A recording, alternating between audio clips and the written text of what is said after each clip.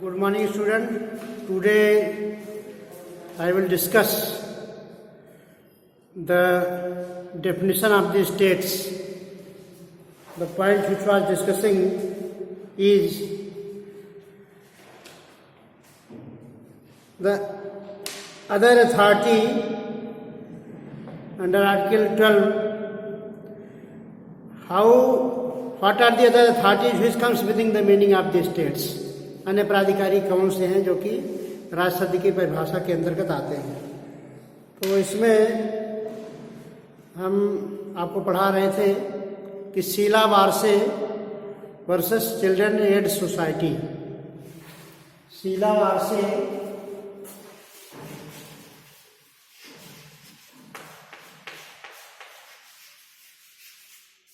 Versus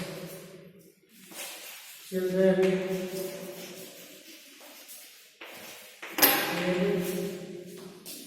society, यह 1987 supreme court. Sheela Barse versus children aid society. इसमें माननीय उच्चतम न्यायालय ने यह निर्धारित किया कि बालक सहायता संघ, Sheela Barse is the renowned practitioner of the supreme court. Sheela Barse supreme court की एक प्रख्यात वकील है और जहाँ जहाँ बच्चों को दिक्कत पड़ी है या किसी संस्थान में संलग्न है जो कि उनकी आय तथा उनके लिए परेशानी का कारण है, ऐसी परिस्थिति में शीला वारसे ने जो है सुप्रीम कोर्ट का ध्यान आकृष्ट कराया है समय समय पर। तो इस वाद में भी शीला वारसे ने जो है चिल्ड्रन एड सोसाइटी की स्थापना की, बालक सहायता संघ, क्योंकि विभिन्न संस्थानों में बच्चे कारखाने में तमाम उद्योग है, जैसे माचिस उद्योग है, दिया सिलाई उद्योग और विभिन्न कारखाने, स्टोन कटिंग उद्योग, डायमंड इंडस्ट्री, तमाम ऐसे उद्योग हैं जहाँ पर बच्चे जिनकी की आयु भी कम है, 14 वर्ष से कम है, पर संकट में नियोजन में वो स्थापित किए गए हैं। ऐसी परिस्थिति में शीला वारसे जो कि एक वकील होने के साथ एक समाज सुधारक भी हैं, इन्होंने चिल्ड्रन एड सोसाइटी की स्थापना की। और यह चिल्ड्रन एड सोसाइटी के बारे में कहा गया क्या यह राज्य है? तो शीला वारसे चिल्ड्रन एड सोसाइटी, बालक सहायता संघ की स्थापना की उन्होंने। बालक सहायता संघ, चिल्ड्रन एड सोसाइटी, बालक सहायता संघ।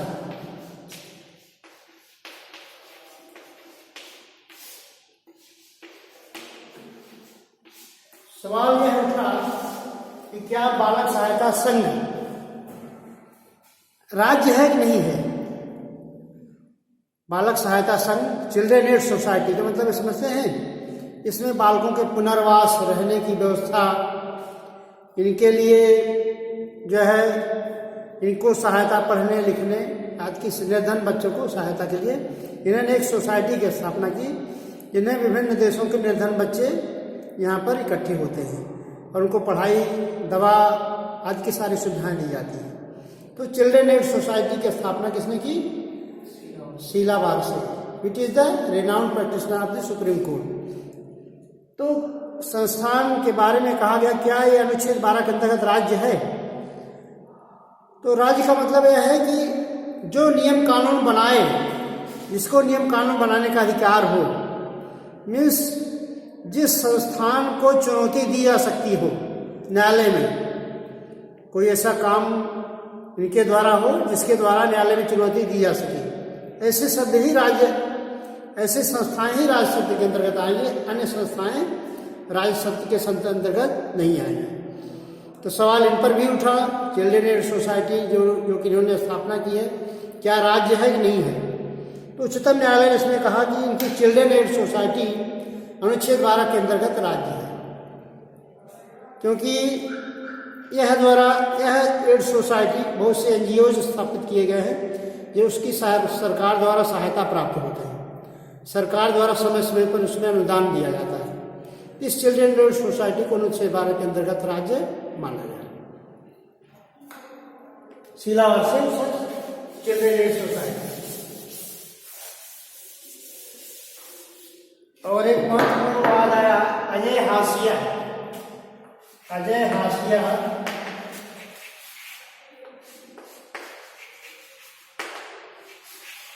वर्सेस खालिद मुजीब।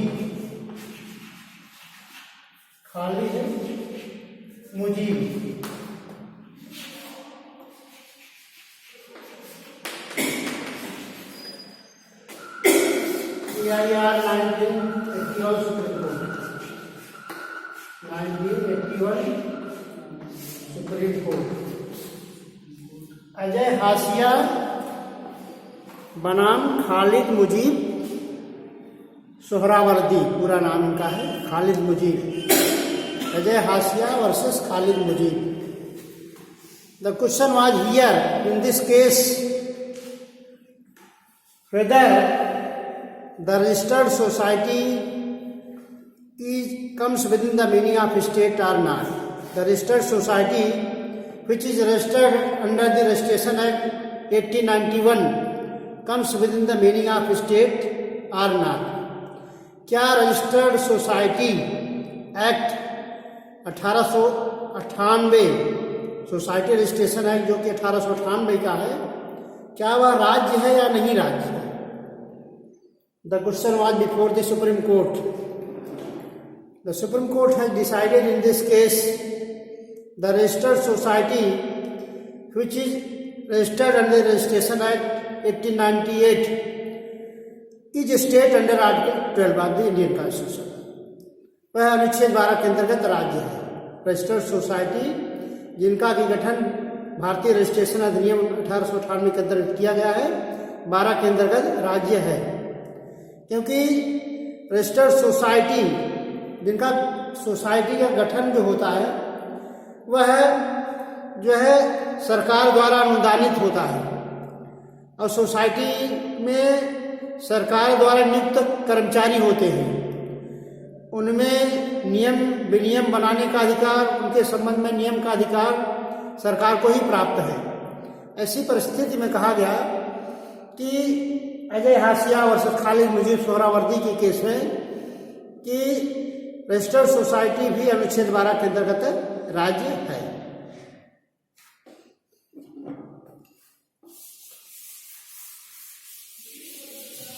इस केसेस को आप नोट करते जाइए क्योंकि ये विभिन्न सिद्धांत प्रतिपादित की है। हर केस में कोई न कोई एक नियम प्रतिपादित किया गया है। ठीक है, तो note down and write down the cases which is very important for the examination point of view. इसके बाद फिर दूसरी केस आई मनोहर सिंह जैतला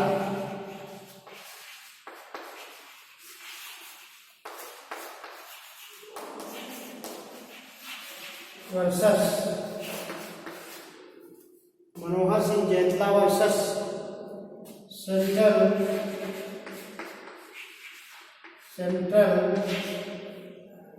स्टेट टेरिटरीज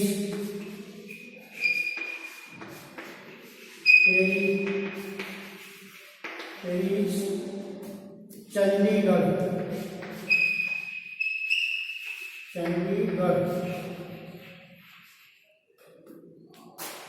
मनोहर Singh Jaitla versus central state territory Chandigarh. Manohar Singh Jaitla versus central state territory Chandigarh.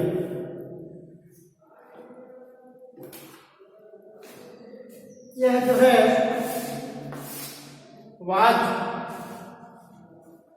इस वाद में निर्धारित किया गया सेंट्रल स्टेट टेरिटरी मनोहर सिंह जैतला केंद्रीय राज्य क्षेत्र चंडीगढ़, मनोहर सिंह जैतला बनाम केंद्रीय राज्य क्षेत्र चंडीगढ़।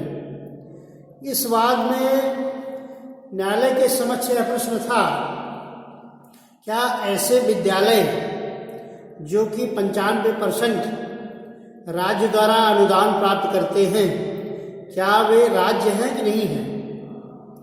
क्या ऐसे विद्यालय जो कि 95%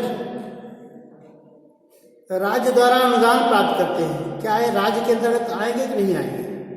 तो उच्चतम न्यायालय ने इस बात में निर्धारित किया कि ऐसे विद्यालय राज्य हैं, क्योंकि वहाँ पर नियम निर्धारण करने का अधिकार सरकार को है। वह सरकार द्वारा अनुदानित है, सरकार उनके विषय में नियम का भी निर्धारण कर सकती है। और इसमें 2-3 सिद्धांत और बताए गए, 2-3 संस्थाओं को, अन्य प्राधिकारियों को राज्य माना गया। इसमें फूड कॉरपोरेशन ऑफ इंडिया, भारतीय खाद्य निगम को राज्य माना गया। इलेक्ट्रिसिटी बोर्ड को राज्य माना गया। ठीक, फूड कॉरपोरेशन ऑफ इंडिया,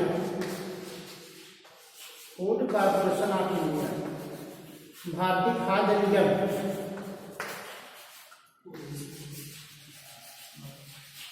इसको ये कहा जाता है भारतीय खाद्य निगम, फूड कॉरपोरेशन ऑफ इंडिया, भारतीय खाद्य निगम। दूसरा है इलेक्ट्रिसिटी बोर्ड,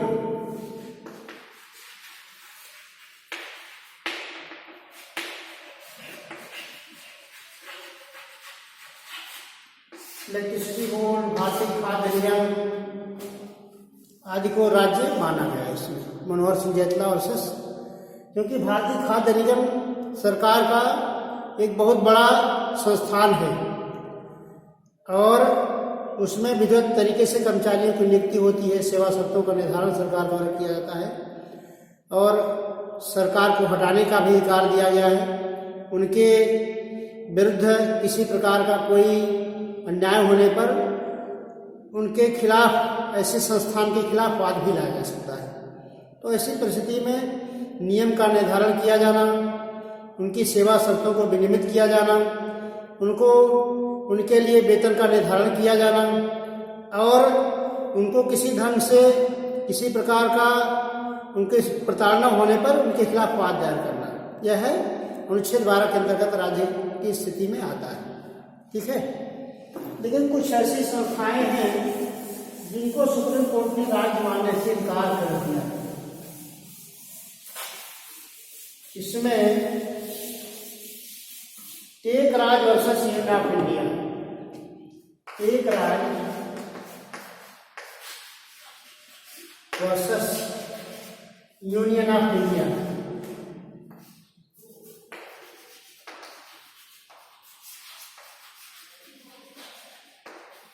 एक राज्य वर्सेस यूनियन ऑफ इंडिया। एक राज्य वर्सेस यूनियन ऑफ इंडिया के मामले में यह सवाल उठा था, क्या संसदीय अध्ययन संस्थान एवं सोसाइटी, संसदीय अध्ययन एवं संस्थान, संसद में एक संसदीय अध्ययन संस्थान होता है पार्लियामेंट में, जो विभिन्न विषयों का अध्ययन करती है। ठीक, तो क्या संसदीय अध्ययन संस्थान क्या राज्य है कि नहीं राज्य है? संसदीय अध्ययन संस्थान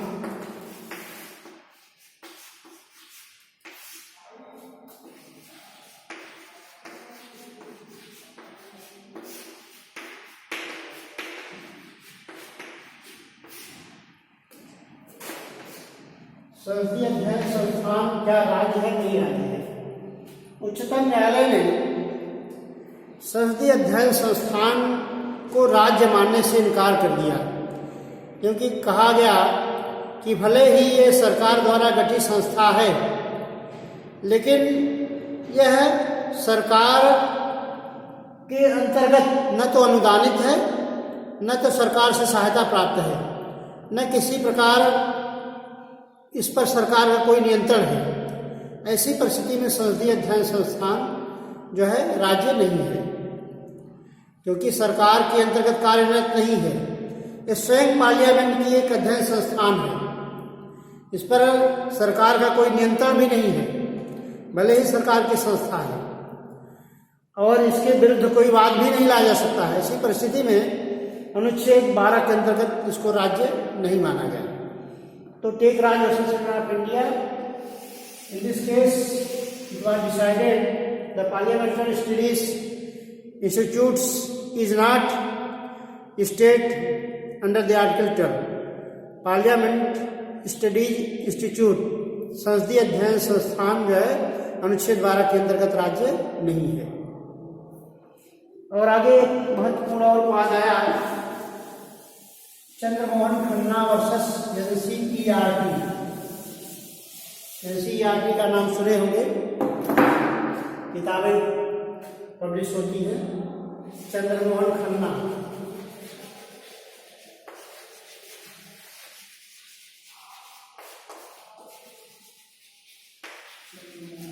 Chandramohan Khanna versus NCERT.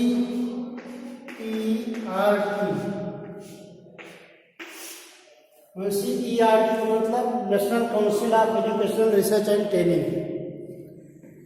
National council of educational research and training, NCERT. NCERT किताबें आती हैं कि जो किताबें छापती हैं। Chandramohan Khanna versus NCERT. In this case, the question was whether NCERT comes within the meaning of state under Article 12। क्या NCERT राज्य है? क्योंकि NCERT भी एक संस्था है जो कि किताबों का पब्लिकेशन करती है, समय समय पर सिलेबस की समीक्षा करती है, ठीक। तो NCERT भी राज्य है नहीं राज्य है। चंद्रमोहन खन्ना ने NCERT पर केस दायर किया, whether the NCERT is state or not. जो चंद्रमोहन खन्ना बनाम भारत संघ के मामले में कहा गया कि NCERT is not state with the meaning of article 12, अनुच्छेद 12 के अंतर्गत राज्य नहीं है, क्योंकि एनसीईआरटी कोई ऐसी संस्था नहीं है जिसमें कर्मचारियों की नियुक्ति सरकार द्वारा की जाती हो और वेतनमान या नियम का निर्धारण सरकार के द्वारा किया गया हो। ऐसी परिस्थिति में एनसीईआरटी को राज्य नहीं माना गया। राष्ट्रीय council of national council of education research and training, राष्ट्रीय शैक्षिक अनुसंधान प्रशिक्षण परिषद को राज्य नहीं माना गया, ठीक है। NC not state under article 12, इसको स्टेट नहीं माना, ठीक। आगे सवाल है, क्या न्यायपालिका राज्य है? Whether the judiciary is a state under article 12। The question was before the supreme court in the case Naresh versus state of Maharashtra. Naresh versus state of Maharashtra. Naresh versus state of Maharashtra.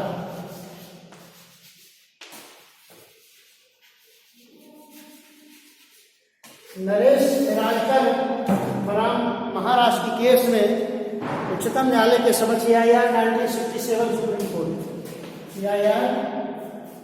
1966 supreme court. Naresh Rajkar बनाम महाराष्ट्र की केस में न्यायालय ने कहा कि न्यायालय ने इसमें कोई साफ मत व्यक्त नहीं किया है। न्यायालय ने कहा कि यद्यपि अनुच्छेद न्यायालय के निर्णय के विरुद्ध अनुच्छेद 32 के अंदर कोई रिट याचिका भी नहीं दायर की जा सकती, इसलिए न्यायपालिका राज्य है कि नहीं राज्य है, इस प्रश्न को मानने में उनको बड़ी आपत्ति थी। इस पर कोई साफ मत व्यक्त नहीं किया गया, इस पर कोई साफ मत व्यक्त नहीं किया गया।